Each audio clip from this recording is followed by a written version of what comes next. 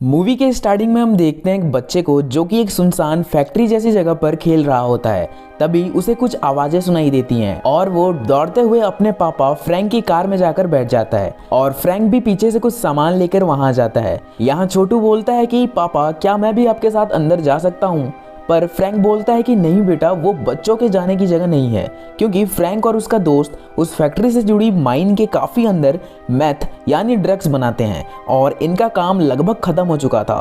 पर तभी इन दोनों को कुछ अजीब डरावनी आवाजें सुनाई देने लगती हैं। फ्रैंक का दोस्त डर जाता है, पर फ्रैंक बोलता है कि शायद कोई जानवर होगा और ये दोनों हाथ में लाइटर लिए उसे चेक करने जाते हैं और जहां इन दोनों पर कोई चीज यानी कोई क्रिएचर हमला कर देती है और इन दोनों का क्या होता है आपको आगे पता चली जाएगा। बाहर छोटू को उनके चीखने और चिल्लाने की आवाजें सुनाई देती हैं और वो भी डर जाता है और उन्हीं की तरफ बढ़ने लगता है। सीन शिफ्ट होता है 3 हफ्तों बाद और हम देखते हैं कि स्कूल टीचर को, जिसका नाम जूलिया है, और उसकी क्लास में हम लूकस को भी देखते हैं। अब बोलोगे लूकस कौन है, तो लूकस फ्रैंक का बड़ा बेटा है जिस पर उस क्रिएचर ने हमला किया था। यहाँ जूलिया सभी बच्चों से एक एक कहानी बताने को बोलती है, पर लूकस अजीब था, वो बहुत कम बात करता था और डरा सहमा सा रहता था। इसी कारण से जूलिया का ध्यान उस पर ज्यादा जाता है। इसके बाद जब स्कूल की छुट्टी होती है तो हम देखते हैं कि लूकस को कुछ बच्चे परेशान कर रहे होते हैं और उसके बैग में एक अजीब सा डॉल रख देते हैं। जिसके बाद लूकस जब अपने घर जा रहा होता है तो रास्ते में उसे एक छोटा सा जानवर दिखता है जिसे लूकस मार कर घर ले आता है और एक बंद दरवाजे के अंदर जाने लगता है। दूसरी तरफ जूलिया ग्रोसरी शॉप में कुछ खरीद रही होती है और उसकी नजर दारू के बोतल पर पड़ती है, पर वो किसी तरह से अपने आप को दारू खरीदने से रोक लेती है और घर आ जाती है। जहां हम जूलिया के बचपन का एक छोटा सा फ्लैशबैक देखते हैं जहां वो अपने डैड से छिप रही होती है। तभी वहां जूलिया का भाई यानी पॉल आ जाता है। असल में जूलिया को बचपन में उसके पिताजी हरास करते थे, जिसके बाद वो कहीं चली गई थी और सालों बाद वो अपने भाई पॉल के घर वापस आई है और जूलिया अब भी काफी डिस्टर्ब्ड है। दूसरी तरफ लूकस अपने कमरे में उस डॉल के सिर को अलग कर रहा होता है कि तभी उस बंद दरवाजे को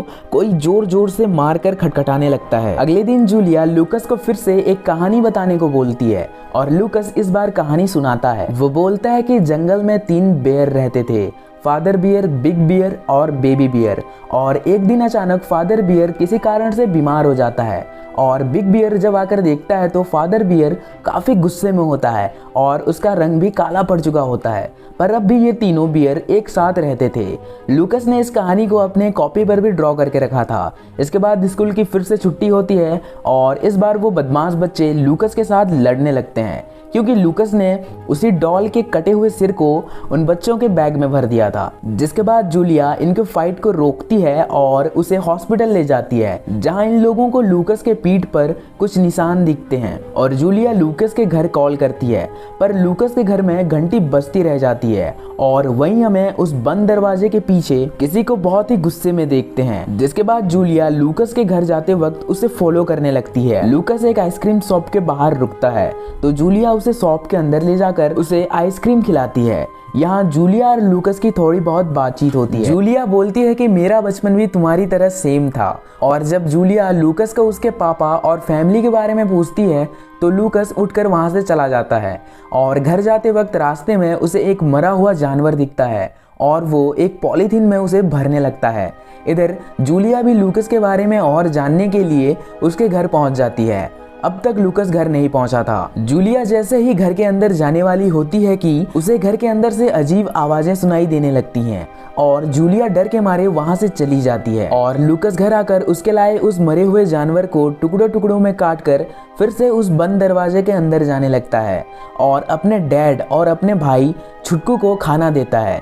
जहां हम देखते हैं कि फ्रैंक उस माइन के अंदर हुए उस क्रिएचर के हमले के बाद बहुत ही बदल चुका है और छुटकू भी उसी की तरह बनते जा रहा है। फ्रैंक लूकस के लाए मीट को खाने लगता है और उसे गुर्रा कर वहां से जाने को बोलता है और लूकस डर के मारे उस कमरे से बाहर आ जाता है। जिसके बाद उस बंद कमरे के अंदर से छुटकू लूकस को भूख के मारे चिल्लाने लगता है, पर लूकस के पास देने को कुछ था ही नहीं, इसलिए वो उसे इग्नोर करता है। दूसरी तरफ जूलिया अब भी अपने पिता के अब्यूज को याद करके काफी डिप्रेस्ड होती है और तभी वहाँ उसकी बातें उसके भाई पॉल से होती है। यहाँ जूलिया पॉल को लूकस के बारे में बताती है और लूकस के पिता फ्रैंक के बारे में पूछती है, पॉल एक पुलिस वाला था तो उसे फ्रैंक के बारे में पता था। वो बोलता है कि फ्रैंक एक नशेड़ी था, पर उसे हमने आज तक इसलिए नहीं पकड़ा क्योंकि वो 2 बच्चों का अकेला बाप था। अगले दिन लूकस जब छोटे मोटे जानवरों को पकड़ने के लिए जंगल में एक ट्रैप लगा रहा होता है तो उसे एक आदमी जंगल में दिखता है और इस आदमी को एक सड़ी गली लाश उस जंगल में मिलती है। इधर स्कूल में जूलिया लूकस के डेस्क से उसके पेंटिंग और कुछ सामान को निकाल कर देख रही होती है और उन पिक्चर्स को वो लेकर स्कूल के हेड के पास जाती है और बोलती है कि आपको लूकस के डैड से बात करनी चाहिए, शायद लूकस किसी परेशानी में है। तो स्कूल की हेड बूथ बोलती है कि ठीक है, मैं इसके बारे में कुछ करूंगी। ऐसा बोल बूथ लूकस के घर जाती है और घर के अंदर जाकर उस बंद दरवाजे को खोलकर उसके अंदर जाती है जहां फ्रैंक उस पर हमला कर देता है और उसे जिंदा खाने लगता है और तभी उसके शरीर को चीरते हुए उसके अंदर से एंटीलर्स यानी वो क्रिएचर निकलने लगता है। दूसरी तरफ जब पुलिस वाले उस जंगल में मिले लाश को चेक करते हैं तो उन्हें पता चलता है कि उस शरीर पर किसी इंसान के काटने के निशान थे। लूकस जब स्कूल से वापस घर आ रहा होता है तो वो बदमाश बच्चा फिर से उसे तंग करने आ जाता है। तभी इन दोनों को उनके ऊपर पेड़ में एंटीलर दिखता है, जिसे देख लूकस तो भागने लगता है, पर एंटीलर यानी वो क्रिएचर उस बच्चे पर हमला कर देता है।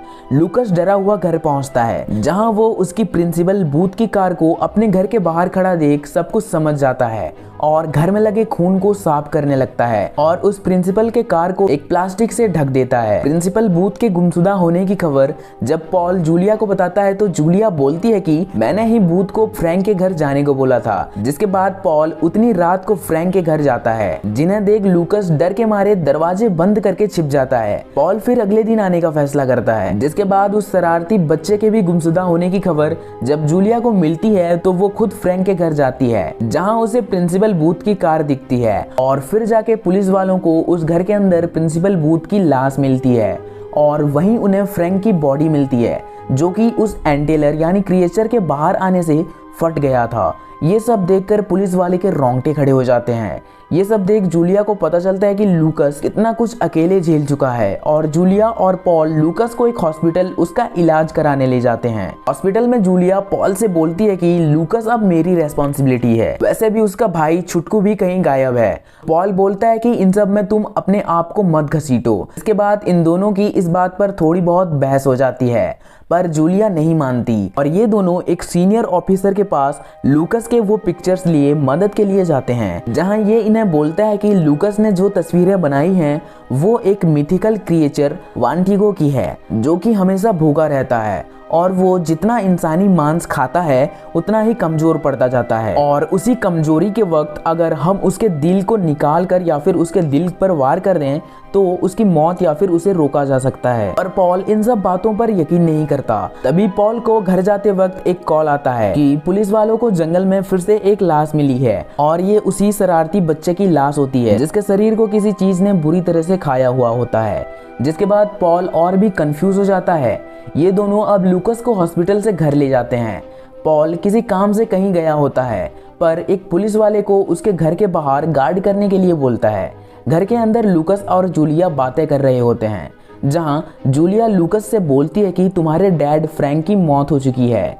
तो लूकस बोलता है कि वो मेरे पुराने डैड हैं, मेरे नए डैड यानी जो अब एंटीलर या फिर वो क्रिएचर बन चुके हैं मुझे लेने यहाँ जरूर आएंगे और शायद उन्हीं के साथ मेरा छोटा भाई छुटकू भी है।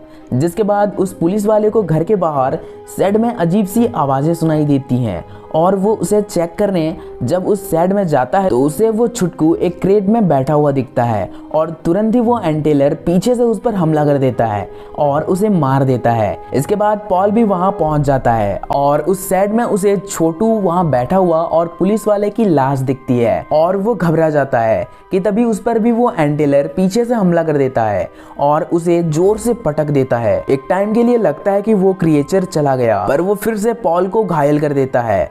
पॉल एक रॉड से उसे मारकर किसी तरह से अपनी जान बचा लेता है और वो क्रिएचर यानी एंटीलर वहां से चला जाता है। पॉल को इस हालत में देख जूलिया वहां आती है और उसके जख्मों पर कपड़ा बांध देती है और ये दोनों उसी माइन पर उस क्रिएचर से लड़ने आ जाते हैं और जूलिया अकेले ही पॉल का गन लिए उस माइन के अंदर जाने लगती है। उस माइन में काफी अंधेरा होता है। तभी जूलिया को लूकस और छुटकू दिखते हैं और वो क्रिएचर भी वहां एक जानवर को मार कर खा रहा होता है। हम देखते हैं कि उस क्रिएचर के मुंह पर अब भी फ्रैंक के मुंह का चमड़ा लगा होता है और जो कि काफी डरावना दिख रहा होता है। डर के मारे जूलिया उस क्रिएचर पर शूट करने लगती है, पर वो जूलिया को नीचे गिरा देता है। वहाँ काफी अंधेरा था, तभी जूलिया को एक फ्लेयर मिल जाता है और हम देखते हैं कि क्रिएचर यानी एंटेलर फ्लेयर की गर्मी से थोड़ा डरता है और मौके का फायदा उठाकर जूलिया पास पड़े रॉड से उसके सीने पर वार कर देती है। और हम देखते हैं कि लगातार हुए हमले के बाद भी वो क्रिएचर जूलिया की तरफ बढ़ने लगता है। तभी लूकस एक चाकू से उस क्रिएचर के सीने पर यानी दिल पर वार कर देता है, जिससे वो क्रिएचर नीचे गिर जाता है और जूलिया उसी चाकू से एंटेलर के सीने को चीरकर उसके गर्म और जलते दिल को काट कर बाहर निकाल लेती है, जिससे उस क्रिएचर की मौत हो जाती है। पर अपना छुटकू अब चीखने लगता है और अब वो भी छोटा सा प्यारा सा एंटेलर बनने वाला होता है। जूलिया उसकी तरफ भी चाकू लिए बढ़ती है, पर लूकस उसे रोक लेता है और बोलता है कि छुटकू बस थोड़ा सा बीमार है, पर वो जल्दी ठीक हो जाएगा। पर जूलिया उसे समझाती है और फिर जूलिया उसे धीरे से गले लगाकर बेचारे छुटकू को चाकू घोंपकर मार देती है। #बेचारा छुटकू हो जाए गाइस कमेंट में। जिसके बाद अगला सीन में हम देखते हैं कि लूकस एक समंदर किनारे बैठा होता है और जूलिया और पॉल उसे दूर से देख रहे होते हैं। पॉल बोलता है कि अब हम इसका क्या करेंगे, तो जूलिया बोलती है कि भले ही कुछ समय के लिए, पर अब ये हमारे साथ रहेगा। जिसके बाद लूकस आता है और जूलिया के साथ जाने लगता है, पर तभी हम देखते हैं कि पॉल अब खांसने लगता है और उसके मुंह से भी वही काली खून जैसी चीज निकलती है जो कि छुटकू के मुंह से निकल रही थी। इसका मतलब खतरा अब भी टला नहीं था। पॉल के अब क्रिएचर में बदलने के चांसेस और इस मूवी के सेकंड पार्ट के आने के चांसेस काफी हाई हैं। जिसके बाद ये मूवी यहीं एंड हो जाती है। अगर आपको ये एक्सप्लेनेशन थोड़ा भी अच्छा लगा हो तो प्लीज चैनल को सब्सक्राइब कर देना और एक लाइक तो कर ही देना। मिलते हैं अगले वीडियो में।